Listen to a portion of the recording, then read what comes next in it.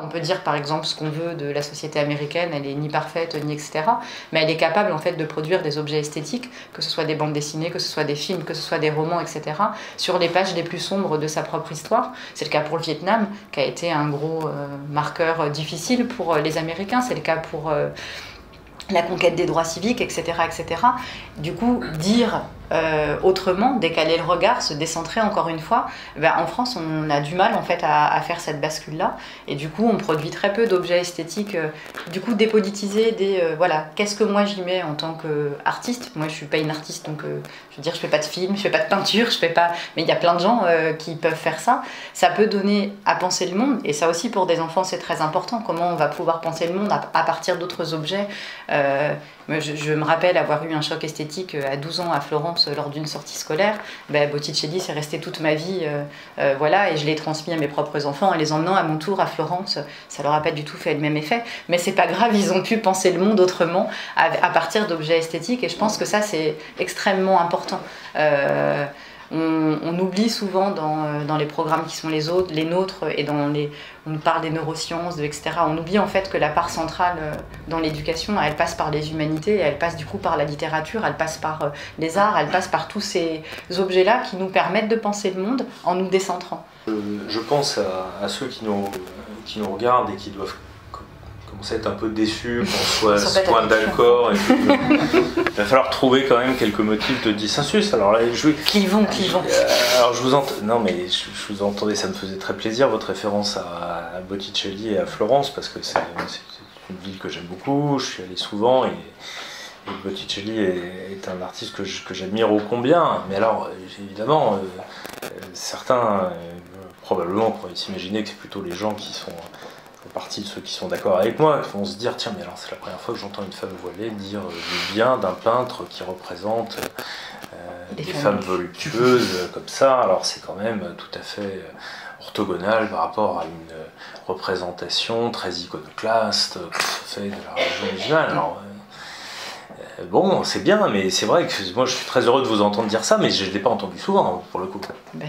Parce que peut-être on n'a pas demandé souvent. Peut-être bien, ouais, peut-être bien. Si c'est la seule raison, tant mieux. Hein. Je sais pas, en tout cas voilà, c'est une évidence en fait que, en plus pour le coup c'est vraiment la naissance de Vénus qui m'a fait ce choc esthétique, parce qu'elles sont plus habillées dans le sacre du printemps qui est juste en face aux offices. Mais voilà, ma fille c'est plus le sacre du printemps qui lui a plu finalement, mais bon c'est très bien aussi. Pour moi, la Renaissance en particulier et Florence en particulier, j'ai pas de... comme je vous ai dit, j'ai pas du coup de choses rigides dans ma tête de me dire ah bah tiens je peux pas faire ça parce que je serais musulmane, ou je peux pas. Moi c'est ma lecture et c'est ma conviction que Dieu aimant la beauté, je vois pas comment il pourrait m'interdire le beau finalement. C'est même plutôt une voie méditative, une voie, et chacun du coup peut y trouver ce qu'il veut, ce qu'il a envie. Et je crois que c'est important d'avoir plein de possibilités esthétiques différentes pour avoir plein de chemins divers. Alors oui, peut-être ça va choquer les gens, je sais pas, que je regarde du coup des Botticelli, je suis désolée pour les gens qui seront choqués. mais voilà, là où évidemment ça m'intéresse, parce que d'abord, oui, effectivement, c'est pas quelque chose qu'on entend toujours ni si souvent. Alors effectivement, parce qu'on ne demande pas assez. Moi je suis convaincu qu'il y a des voix musulmanes qu'on n'entend pas assez, dans leur diversité ou leur désaccord, et ça c'est un vrai sujet. Je crois qu'il y a une forme de confiscation de la parole. Ce que je redoute aussi, c'est qu'elle existe de l'autre côté, bien évidemment, et c'est bien ça le sujet, c'est que les identitaires de part et d'autre confisquent la parole.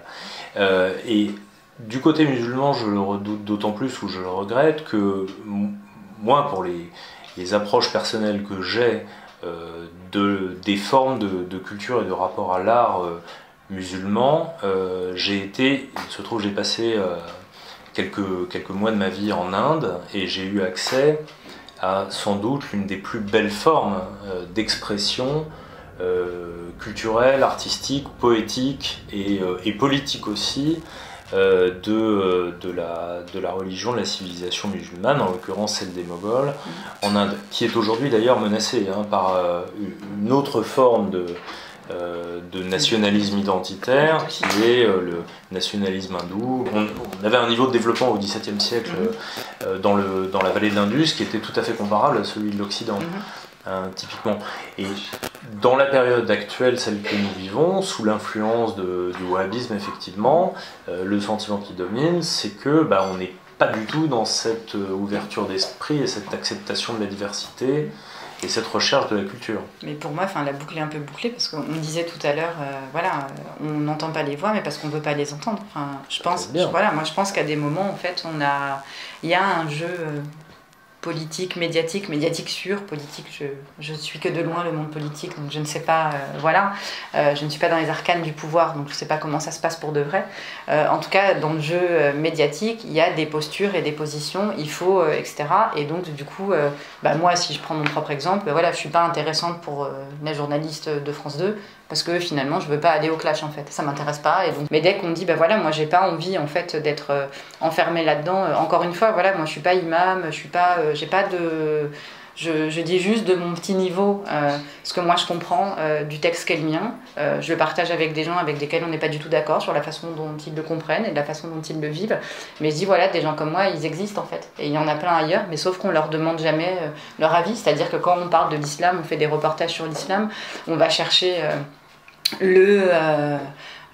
soit la star, les personnes qu'on voit tout le temps, les mêmes, etc., qui disent la même chose depuis 25 ans et qui du coup sur le terrain, il n'y a pas grand chose qui change finalement, donc on se demande bien à quoi ça sert de parler tout le temps de la même chose, soit ceux qui vont être un peu plus forts en gueule ou qui vont aller dire des choses qui sont attendues par l'autre, mais finalement le musulman lambda ou classique ou standard, on l'entend pas en fait, il n'existe pas et il est toujours pris en otage par ça. Est-ce que tu es d'accord avec ça? Est-ce que tu t'affilies à ce... Mais en fait, j'essaye juste d'être moi, c'est déjà vraiment un full-time job, c'est compliqué tout ça, donc et pour moi l'islam il s'inscrit dans mon histoire, c'est des choix à un moment qu'on pose, mais pas pouvoir entendre... Alors oui, c'est toujours étonnant, mais je crois que comme on n'arrive pas à me mettre dans une case, en fait, on n'a pas envie ni de me parler, ni de me faire parler, parce que c'est trop dérangeant, en fait.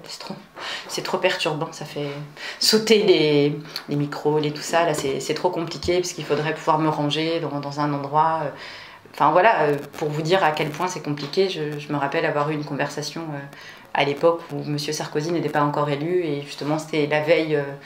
de l'élection, une semaine avant, et on discutait avec une voisine que je connaissais pas très bien à cette époque de quelle était la meilleure stratégie pour cette élection, etc. Et le jour d'après, je la recroise, elle me dit mais vraiment, je comprends pas parce que vous avez vraiment l'air intelligente, mais pourquoi vous vous voilez? Du coup, c'était pas compatible dans ça. Tant que j'avais l'air bête, en fait, ça... mais alors après, comme on avait parlé, que finalement, on s'était entendu sur pas mal de sujets, c'était trop compliqué, en fait. Mais parce qu'on nous donne aussi cette image-là, c'est-à-dire on tend le micro à des gens dont on suppose qu'ils vont valider le stéréotype qu'on avait à la base, et quand ils le valident pas, finalement, on se dit c'est pas très intéressant, mais... Comme on aime bien parler à la place des gens, par exemple, sur les questions de voile, etc., on demande toujours à des hommes, moi ça me fascine toujours, ils n'ont jamais trouvé de femmes musulmanes pour aller leur poser la question. Qu'est-ce que... Est-ce que c'est encore vrai, ça? C'est assez vrai, moi je trouve. Je veux dire, mais pour le coup, chez les musulmans aussi, ils ne trouvent pas de femmes pour en discuter non plus, à croire que les grosses structures qui luttent contre sont dirigées par des hommes, jusque très récemment en tout cas, etc. C'est vrai des deux côtés. Pourtant, il y a des choses qui sont... Mais c'est vrai pour l'islam, mais c'est vrai pour la prostitution, quand on discute des lois, des règles, etc., on ne demande pas aux premières concernées ou aux premiers concernés, puisqu'il y a aussi des hommes qui se prostituent, etc. Et c'est un peu dommage. Donc moi je pense que des voix comme les miennes, on n'est pas bankable dans les médias, c'est pas... Et c'est pour ça qu'on ne nous entend pas, en fait. Bon, on cherchait une question clivante, mais on a renoncé.